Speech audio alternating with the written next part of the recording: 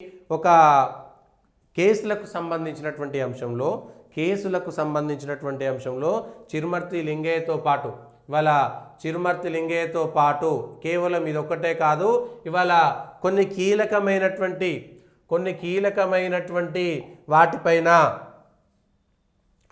కీలకమైనటువంటి కేసులపైన పార్టీ కాంగ్రెస్కు సంబంధించినటువంటి ప్రభుత్వం నిర్ణయం తీసుకున్న తర్వాత గవర్నర్ దగ్గర ఏ అంశాలు పెండింగ్లో ఉన్నాయి, గవర్నర్కు సంబంధించినటువంటి దాంట్లో ఏ అంశాలు పెండింగ్లో ఉన్నాయి, గవర్నర్ దగ్గర ఏ అంశాలు పెండింగ్లో ఉన్నాయి, ఇది సీఎం భేటీ అయినటువంటి దాని ప్రకారము మనకు వస్తున్నటువంటి వివరాల ప్రకారము ఏ కేసులు ఉన్నాయి, ఎవరెవరి మీద కేసులు ఉన్నాయి, ముఖ్యంగా కేసీఆర్ సార్ దీనికి సంబంధించి ఎవరెవరి దగ్గర ఏ కేసులు పెండింగ్ ఉన్నాయనేటువంటిది ఒక్కసారి మనం చెక్ చేస్తే నిన్నటి దాకా మనకు వచ్చినటువంటి దాని ప్రకారము ఒకటి కేసీఆర్ మీద, నిన్న కేసీఆర్ పైన, 2 కేటీఆర్ పైన, 3 హరీష్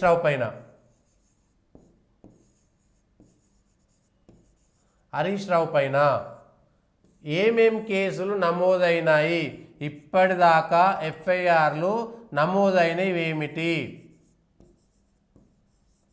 ఇది పెద్ద బ్రేకింగ్ న్యూస్. నిజానికి చిరుమర్తి లింగయ్య కంటే మిగిలినటువంటి వాళ్ళకంటే కూడా పెద్ద బ్రేకింగ్ న్యూస్. ఇవాళ ప్రభుత్వం సమాధానం చెప్పాలి, ఎందుకు దాస్తున్నది. గవర్నర్తో సీఎం భేటీ అయినప్పుడు కేవలము ఒక అంశం ఏదో తీసుకొచ్చి ఆ ఫార్ములా రేసుకు సంబంధించిన ఒకటే అంశం కాదు, మిగిలినటువంటి అనేకమైనటువంటి అంశాలు, ఫార్ములా రేసుకు సంబంధించినటువంటి కేసు కాదు. ముఖ్యంగా ఎట్లా అంటే కేసీఆర్ కేటీఆర్ జీవితకాలం కూడా బయటికి రాలేనటువంటి కేసులు, వాళ్ళ మీద ఎఫ్ఐఆర్లు నమోదు చేశారా లేదా, దానికి సంబంధించినటువంటి వివరాలు, పొంగులేటి శ్రీనివాసరెడ్డి గారు చెప్పినటువంటి పొలిటికల్ అరెస్టు బాంబులు అనేటువంటి అంశాలు, ఇగో దీనిపైనే. ఎందుకంటే అన్నీ ఆలోచన చేస్తుంటే, ఇతరులతో మాట్లాడుతుంటే, కొంతమంది ముఖ్యులతో మాట్లాడినప్పుడు పొంగులేటి శ్రీనివాసరెడ్డి గారే ఎందుకు చెప్పారనేటువంటి అంశాన్ని తీసుకొస్తుంటే అన్నీ కలిపితే మనకు వచ్చినటువంటి పెద్ద బ్రేకింగ్ న్యూస్ ఏంటంటే కేటీఆర్కి సంబంధించింది కాదు, కేసీఆర్కు సంబంధించి ధరణి భూములకు సంబంధించినటువంటి కలెక్టర్లు, ఐఏఎస్లు, మిగిలినటువంటి వాళ్ళు అనేకమైనటువంటి మార్పులు చేర్పులు ఏవైతే ఉన్నాయో ఈ ధరణికి సంబంధించినటువంటి అంశంలో ఏసీబీ దగ్గర ఇప్పటికే కేసీఆర్ మీద కేసులు ఎఫ్ఐఆర్లు నమోదైనాయా లేదా, ఈ విషయం పైన స్పష్టం చేయండి. కేసులు నమోదైనాయి కేసీఆర్ మీద, ఇప్పటికే కేటీఆర్ మీద ఎఫ్ఐఆర్లు బుక్ అయిపోయి ఉన్నాయి, కేసీఆర్ మీద ఎఫ్ఐఆర్ బుక్ అయిపోయి ఉన్నాయి, హరీష్ రావు మీద కూడా ఎఫ్ఐఆర్లు బుక్ అయిపోయి ఉన్నాయి. ఒకటే కాదు, ఏ అంశాలు ఉన్నాయనేటువంటిది, ఒకరి మీద ధరణి, ఇంకొకరికి సంబంధించి ఫార్ములా రేస్తో పాటు డ్రగ్స్కు సంబంధించినటువంటి కేసుతో పాటు అదేవిధంగా భూములకు సంబంధించినవి, ధరణికి సంబంధించినవి కాకుండా ఇతర భూములకు సంబంధించినటువంటి కేసులు ఈ ముగ్గురు మీద ఇప్పటికే ఏసీబీ దగ్గర. ఇది రాష్ట్రానికి సంబంధించి పెద్ద బ్రేకింగ్, షేకింగ్ చేసేటువంటిది. రాజకీయంగా బాంబులు 8 తారీఖు లోపు ఎందుకు ఇవ్వలేదు, రాజకీయంగా అవసరాలు కుదరలేదా, ఢిల్లీకి సంబంధించి అధిష్టానానికి ఇవాళ రేవంత్ రెడ్డి ఢిల్లీకి వెళ్తున్నాడు.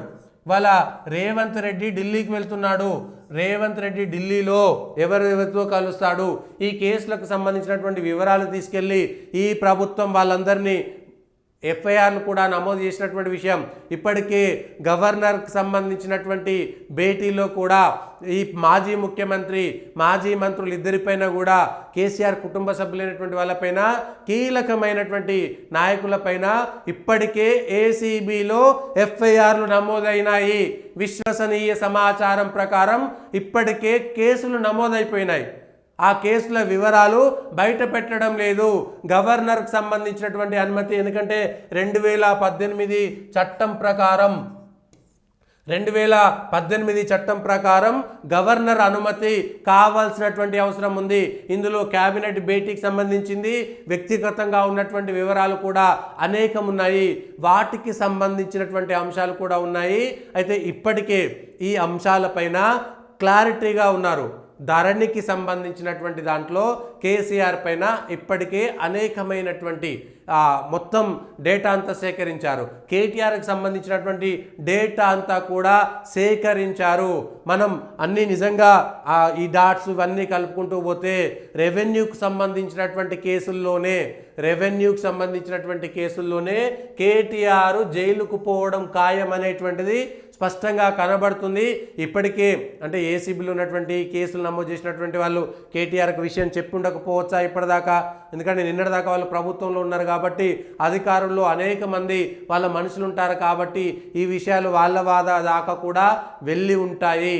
ఖచ్చితంగా గత 10 ఏళ్ల పాటు కేసీఆర్కి సంబంధించినటువంటి వాళ్ళ దగ్గర పనిచేసి వాళ్ళ అవసరాలు తీసుకున్నటువంటి వాళ్ళు అనేక మంది అధికారులు ఇప్పటికే మన దాకా ఈ విషయం తెలిసిందంటే వాళ్ళకి ఇప్పటికే విషయం తెలిసి ఉంటుంది.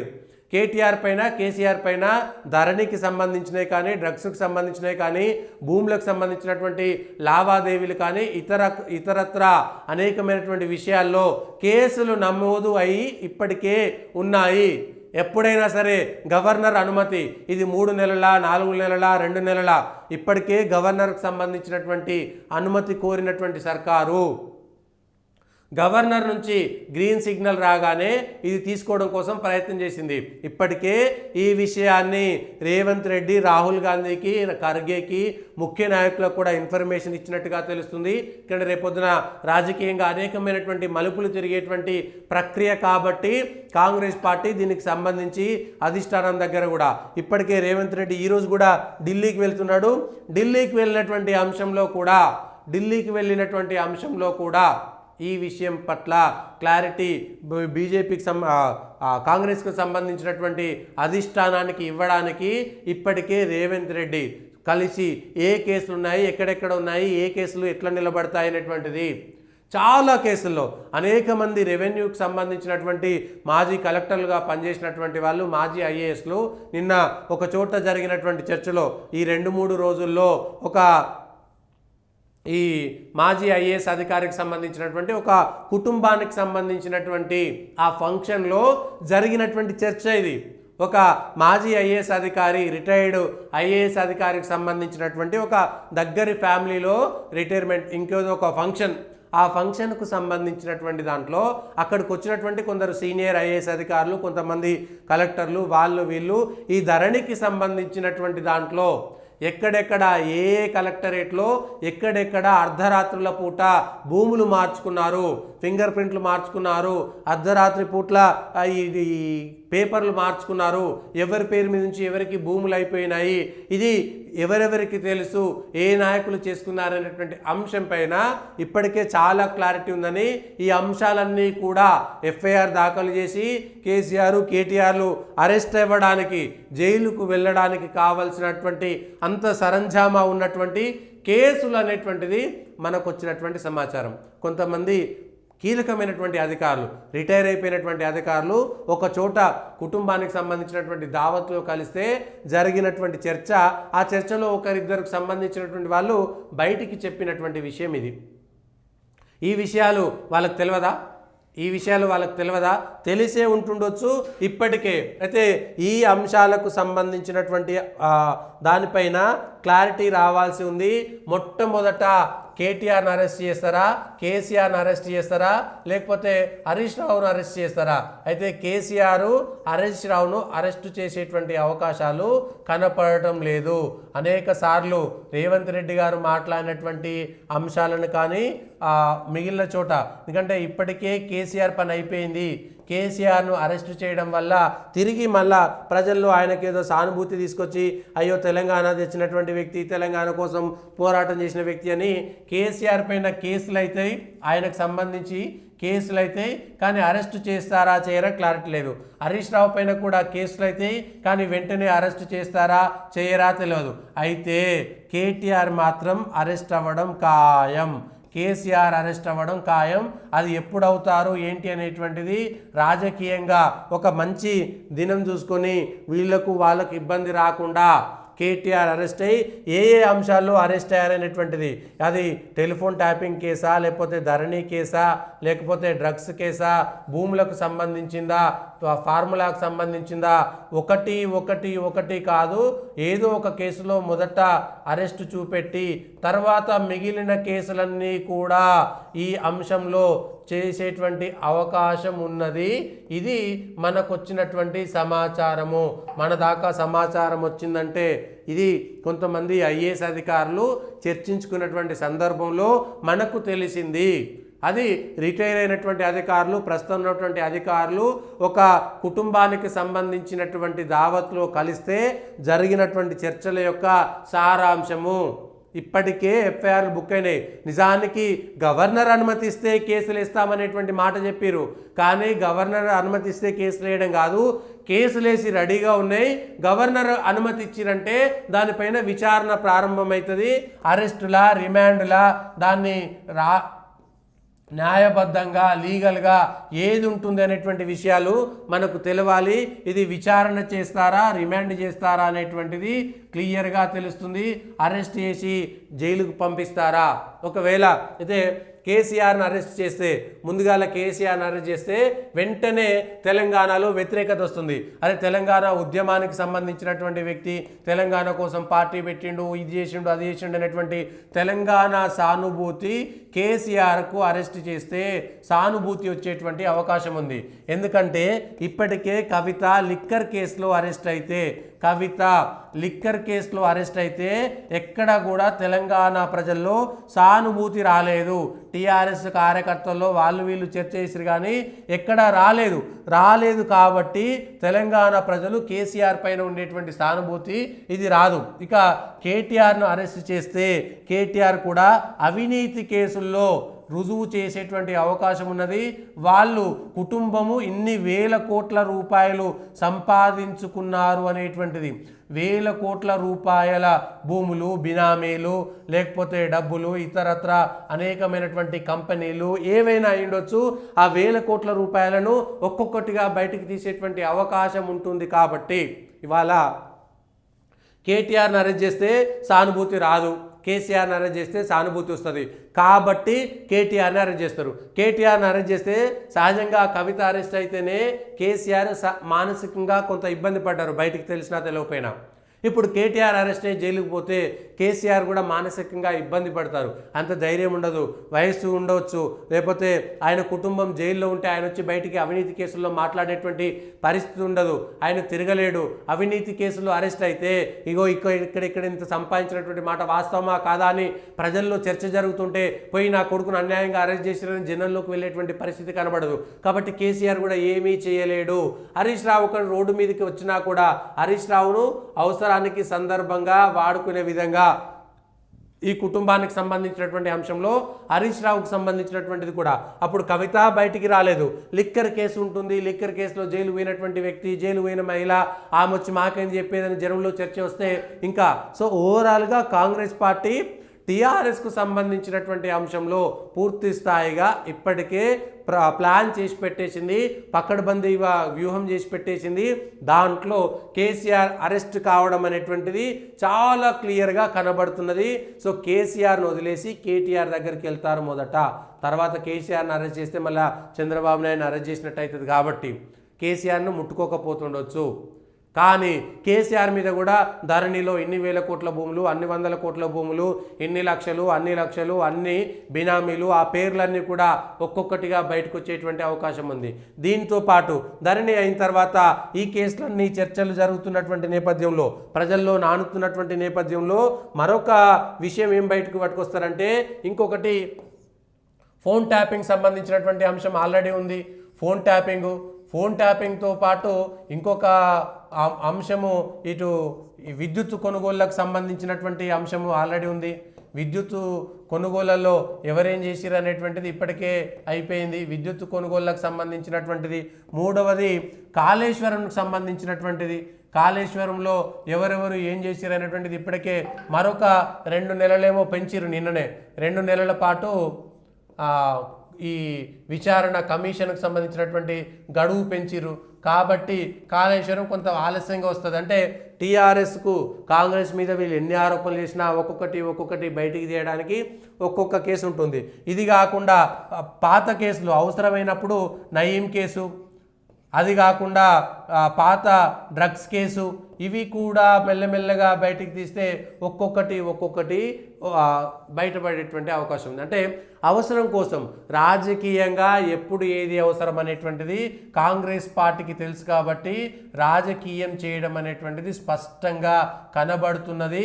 ఏదేమైనా పొంగులేటి చెప్పినటువంటి బాంబు ధరణికి సంబంధించింది అనేటువంటిది అర్థమవుతుంది మనకి.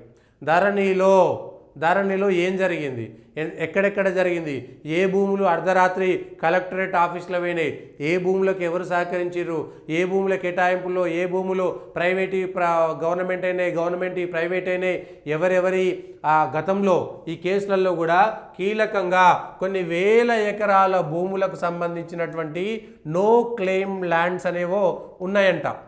నో క్లెయిమ్ ల్యాండ్స్ అంటే గత 2-3 దశాబ్దాలలో ఒక 100 సంవత్సరాల భూములు ఉన్నాయి. ఆ భూములు ఈ తెలంగాణ రాష్ట్రంలో ఎవరూ క్లెయిమ్ చేయట్లేదు.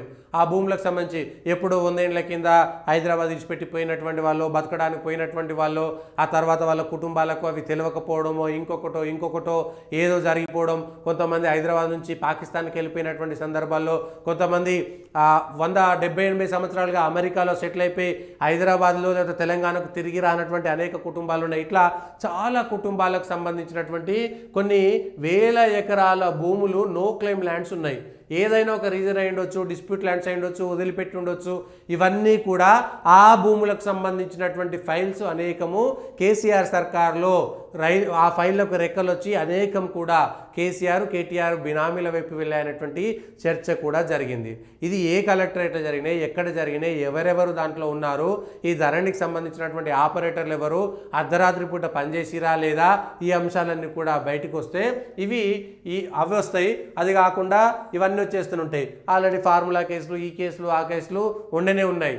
ఇవన్నీ కాకుండా ఏం చేయబోతున్నారు అనేటువంటిది చూస్తే అరెస్ట్ అయిన తర్వాత ఒకదాని తర్వాత ఒకటి వచ్చి మరొక ఏడాది గడిచిపోయింది కదా, మళ్ళా వచ్చే ఏడాది మొత్తం టీఆర్ఎస్కు సంబంధించినటువంటి ఇవే వార్తలు మనకు వస్తాయి.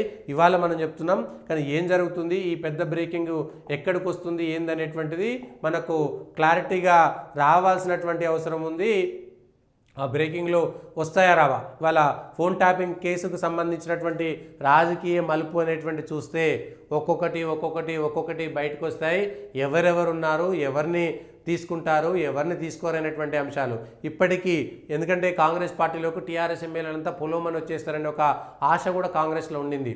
అందరూ వచ్చేస్తారని అనుకున్నారు ఈ కేసులో. సో రేపు పొద్దుగాల కేటీఆర్ అరెస్ట్ అయితే మనకెందుకని ఇంకో 10 మంది, ఇప్పటికే 10 మంది వచ్చారు కదా, ఇంకొక 10 మంది కూడా కాంగ్రెస్ పార్టీకి వచ్చేటువంటి అవకాశం ఉంది. మాకెందుకు ఈ గొడవ, వాళ్ళ కుటుంబము, వాళ్ళు సంపాదించుకున్నారు, రేపు పొద్దున సానుభూతి రాదు.